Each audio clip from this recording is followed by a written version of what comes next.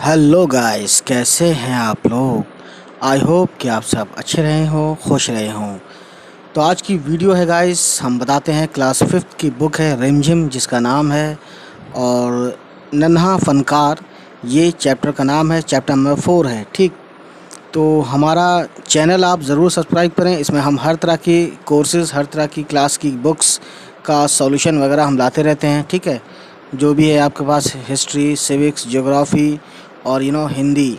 ठीक, और मैं आपको बताता हूँ कि फ़न, ये जो फ़न है, फ़न अरबिक वर्ड है जिसका मतलब होता है कारीगरी या हुनरमंदी। ठीक है, हुनर या कारीगरी बोलते हैं फ़न, मतलब फ़नकार। ठीक है, तो ये वही हो गया, यानी कि जो कारीगर होता है, जो वैसा काम करता है, बहुत टेक्निकल काम जो करते हैं। ठीक है, या जिनके अंदर टैलेंट होता है, टैलेंटेड जो होते हैं। ठीक, एक होती है लेबर, एक होती है टैलेंटेड लेबर, तो उसको बोलते हैं फ़नकार या कारीगर। ठीक, तो चलिए गाइस, इसको पढ़ते हैं और देखते हैं इस चैप्टर में क्या बताया गया है। ठीक, वह लड़का एक चौकोर लाल, चौकोर यानी कि एकदम बड़ा सा, चार, जिसमें चार दिशाओं वाला। ठीक है, यानी ऐसा, ठीक है ना, लाल पत्थर के पास बैठ गया।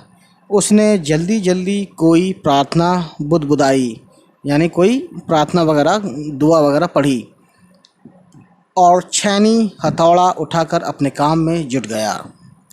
कुछ दिन पहले ही उसने इस पत्थर पर क्या है, घंटियों की कतारें और कड़ियाँ उकेरना, यानी कुरेद कर, गाढ़ा कर कर, खोद खोद कर उकेरना शुरू किया था।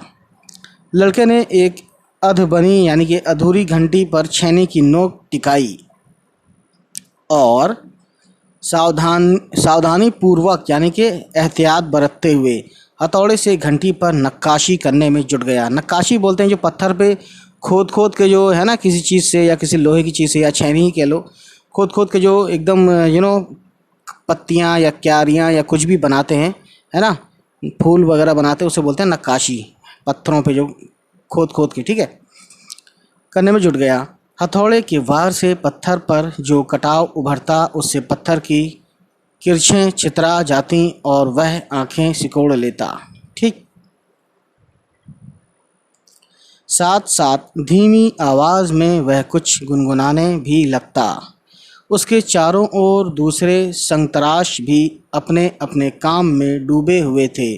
संतराश बोलते हैं गाइस, संग मतलब होता है फ़ारसी में, संग मतलब होता है पत्थर, तराश यानी जो पत्थर का काम करता है या पत्थर पर काम करता है, उसे संतराश बोलते हैं फ़ारसी ज़बान में। ठीक है, केशव 10 साल का था और अभी अपना काम सीख ही रहा था।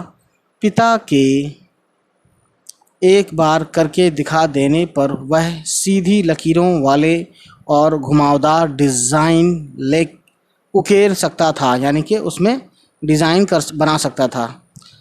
अब तक उसने नक्काशी का जो भी काम किया था, उनमें से इन घंटियों को बनाना ही सबसे ज़्यादा मुश्किल था।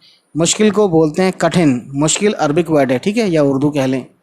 केशव जानता था कि एक दिन तो ऐसा ज़रूर आएगा जब वह बहुत बारीक जालियां, महीन, नफीस, यहाँ पे महीन मतलब होता है बारीक, बहुत पतला, और नफीस बोलते हैं ताज़ा, है ना, बेल, सॉरी, दिन के बाद, है ना, सॉरी। केशव जानता था कि एक दिन तो ऐसा ज़रूर आएगा जब वह बहुत बारीक जालियां, महीन, नफीस यानी ताज़ा, बेल, बूटे, कमल के फूल, लहराते हुए सांप और इठलाकर चलते हुए घोड़े, ये सब पत्थर पर उकेर पाएगा, यानी कि उस पर नक्श कर पाएगा या उनकी तस्वीर बना पाएगा पत्थर पे, है ना, ठीक उसी तरह जैसे उसके पिता बनाते हैं। कई साल पहले जब वह पैदा भी नहीं हुआ था, उसके माता पिता गुजरात से आगरा आकर बस गए थे। ठीक है, आकर बस गए थे। बादशाह बादशाह अकबर उस वक्त आगरे का किला बनवा रहे थे और केशव के पिता को यहीं काम मिल गया। केशव का जन्म भी अब गाइस देखते हैं आगे पेज पलट कर। और गाइस ये देख लीजिए, ये केशव है और ये पत्थर वगैरह हैं, इस पर नक्काशी की गई है, और ये हथौड़ी या जो भी है लोहे का छेनी है। ठीक है, चलिए पेज पलटते हैं। गाइस ये देख लीजिए, ये किला है। ठीक है, अब हम इसको इधर करेंगे ताकि पढ़ सकें अच्छे से। आगरे में ही हुआ था, यानी उसका जन्म बच्चे का, केशव का। उसे गुजरात के पुश्तैनी गांव जाने का तो कभी मौका ही नहीं मिला। आगरे की गलियां और अब सीकरी, पुश्तैनी बोलते हैं गाइस जहाँ पे दादा परदादा पैदा हुए हों, रहे हों। ठीक है, बस यही उसका घर थी, यानी सीकरी वगैरह गलियां वगैरह यहाँ की। ठीक है, अब देखिए गाइस, देखते हैं क्या है। चारों ओर हो रही छेनी हथौड़ों की ठक ठक खड़खड़ के बीच केशव को किसी के कदमों की आहट भी ना सुनाई पड़ी, है ना। इसलिए अचानक कानों में एक आवाज़ पड़ने पर वह चौंक गया। माशाअल्लाह, ये घंटियाँ कितनी सुंदर हैं, तुमने खुद बनाई हैं? सवाल के तौर पे, है ना, यानी सवाल कर रहा है, कोई पूछ रहा है इससे। पीछे मुड़कर केशव ने आंखें उठाईं तो उसे एक आदमी दिखा। बेशक मैंने ही ये घंटियां बनाई हैं, क्या मैं आपको पत्थरों पर नक्काशी करता नज़र नहीं आ रहा? सवाल करता है ना। देखते नहीं, मैं ही पत्थर को तराश रहा हूँ, केशव ने बड़ी तलखी से जवाब दिया। तलखी गाइस ये भी पर्शियन वर्ड है। तलखी का मतलब होता है बड़ी कड़वाहट से, है ना। दिखता तो है पर तुम इतने छोटे लगते हो ना। वह आदमी हंसते हुए बोला, मैं 10 साल का हूँ, यानी ये केशव बोला। 10? अच्छा। वह आदमी पास पड़े पत्थर पर बैठते हुए बोला, तब तो काफ़ी बड़े हो, मैंने भी 13 साल की उम्र में एक लड़ाई में हिस्सा लिया था।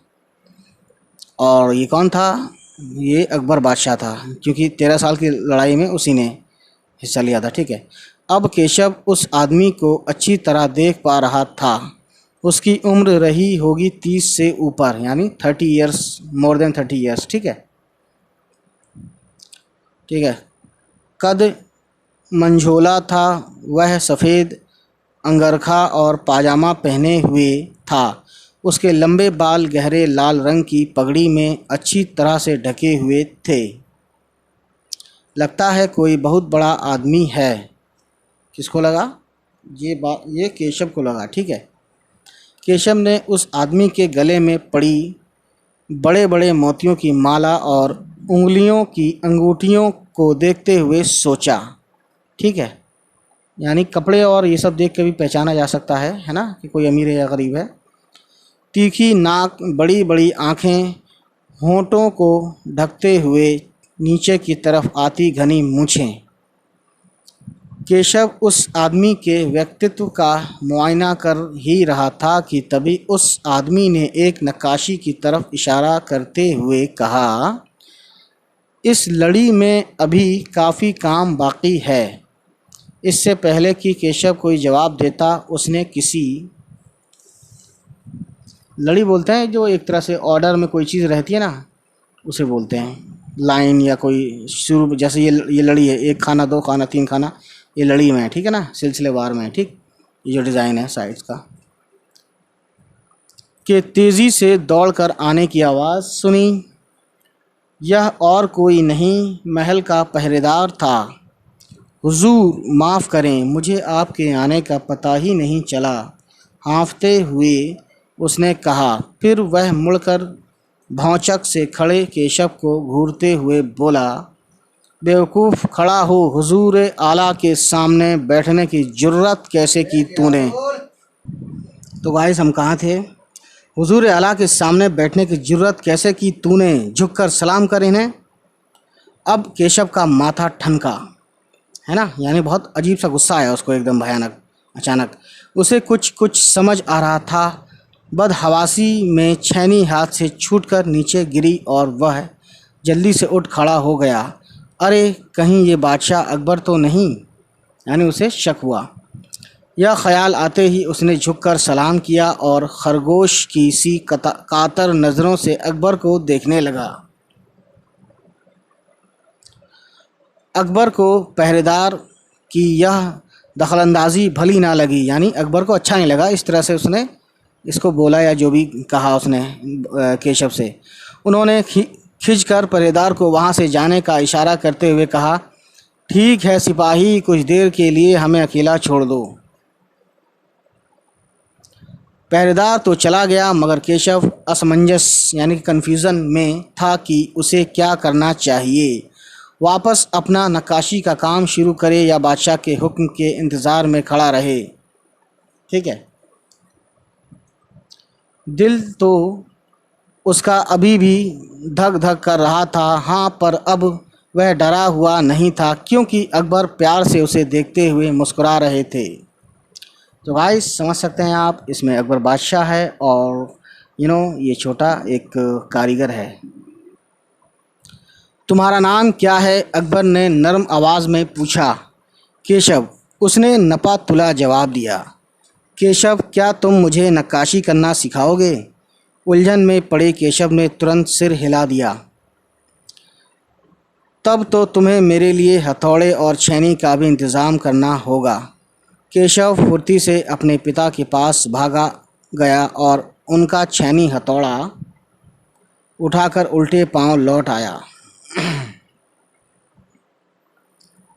दोस्ताना अंदाज में अकबर केशव के पास ज़मीन पर बैठ गए और पास में पड़े पत्थर को खींचते हुए बोले, ठीक है, अब बताओ कि मुझे क्या करना है। केशव ने संदेह भरी नज़रों से अकबर की ओर देखा। हुजूर, क्या आप यह सब करेंगे? क्यों नहीं, मुझे तो विश्वास है कि मैं सीख ही लूँगा। नहीं नहीं, मेरा मतलब ये नहीं था। केशव सकपका गया। दरअसल मैं कहना चाहता था कि आप इतने बड़े बादशाह हैं, ये ठीक नहीं लगता। उसने कुछ अनमने भाव से कहा। अकबर हंसकर बोले, अच्छा, लेकिन पिछले हफ्ते तो मैंने मिट्टी से भरी डलिया ढोने में किसी की मदद की थी। क्या यह काम उससे भी ज़्यादा मुश्किल है? केशव अभी भी असमंजस की स्थिति में था। स्थिति यानी कि कैफियत या हालत या पोजीशन, असमंजस यानी कन्फ्यूज़न। वह अकबर के पास बैठ गया और उन्हें छेनी पकड़ने का सही तरीका सिखाने लगा, फिर जैसे कि केशव के पिता ने उसे सिखाया था। उसने कोयले के टुकड़े से पत्थर पर लकीरें खींचकर एक आसान सा नमूना बनाया, यानी कि नमूना बोलते हैं सैंपल, यानी तस्वीर कोई बनाई होगी पत्थर पे, और गंभीरता से कहा, देखिए, सिर्फ इन्हीं लकीरों को बहुत ध्यान से तराशना है। अकबर ने पत्थर पर छेनी रखी और ज़ोर से हथौड़े से वार किया, जिससे कटाव ज़्यादा गहरा हो गया, यानी कि ज़्यादा कट गया जबकि कटना था कम। ठीक। अरे अरे, नहीं नहीं, केशव ने तुरंत गलती पकड़ी। हथौड़े को आहिस्ता से मारना है, ऐसे उसने करके दिखाया। ठीक। और हाँ, अपनी आंखें थोड़ी मींच कर रखें, वरना किरचें उड़कर आंखों में चली जाएंगी। अकबर मुस्कुराए। जी हुजूर। जवाब में केशव भी मुस्कुरा उठा। वह लगभग भूल ही गया था कि उसकी बगल में बैठा यह व्यक्ति हिंदुस्तान का बादशाह है। एक अनाड़ी से वयस्क पर अपने काम की धाक जमाने में उसे मज़ा आ रहा था। अनाड़ी कौन है यहाँ पे? बादशाह, है ना। और समझ सकते हैं आप, वह बड़े ध्यान से देख रहा था कि अकबर किस तरह लकीरों को उकेर रहे हैं। ठीक। बादशाह से ज़रा सी भी चूक हो जाने पर फ़ौरन उसकी त्योरियां चढ़ जाती। कि गाइस, काम करते करते अकबर पूछ बैठते, केशव सही नहीं है क्या? और केशव सिर हिलाकर अपनी असहमति जता देता, यानी कि हाँ सही नहीं है, ऐसे बोलता था मतलब। अकबर इत्मीनान से बैठ गए और केशव को काम करता हुआ देखने लगे। अब क्या हुआ? अब वो देखने लगे काम करते हुए। अपने काम में खोए हुए उन दोनों को इस बात का एहसास नहीं हुआ कि आसपास मौजूद दूसरे संतराश उन्हें बड़े फौतूहल से देख रहे हैं, यानी एकदम उस तरह से देख रहे हैं, बहुत गौर से, बहुत ध्यान से। अकबर ने गौर किया कि केशव पत्थर पर बने नमूने को ही नहीं तराश रहा था, बल्कि अपनी तरफ से भी उनमें कुछ जोड़ रहा था, जिससे वे डिज़ाइन ज़्यादा खूबसूरत लग रहे थे। ठीक है। लड़के के पास काम करने के अंदाज को देखकर अकबर ने धीमे से कहा, केशव, देखना एक दिन तुम बड़े फनकार बनोगे। फनकार वही वर्ड कारीगर है ना। हो सकता है कि एक दिन तुम मेरे कारखाने में काम करो। ठीक है। कारखाना? कैसा कारखाना? बस एक बार ये महल तैयार हो जाए और लोग आगरा से आकर यहाँ रहने लगें, तब मैं कारखाने बनवाऊंगा। इन कारखानों में मेरी सल्तनत के सबसे बढ़िया फनकार और शिल्पकार काम करेंगे। चित्र बनाने वाले कलाकार, गलीचों के बुनकर, संतराश पत्थर और लकड़ी पर नक्काशी करने वाले शिल्पकार, सभी वहाँ काम करेंगे। ठीक है गाइस। केशव का चेहरा चमक उठा। वह मुस्कुराते हुए बोला, मैं वहाँ ज़रूर काम करना चाहूँगा। अकबर उठ खड़े हुए, जाते हुए बड़े प्यार से केशव का कंधा थपथपाया और कहा, अच्छा बेटा, अपना काम जारी रखो।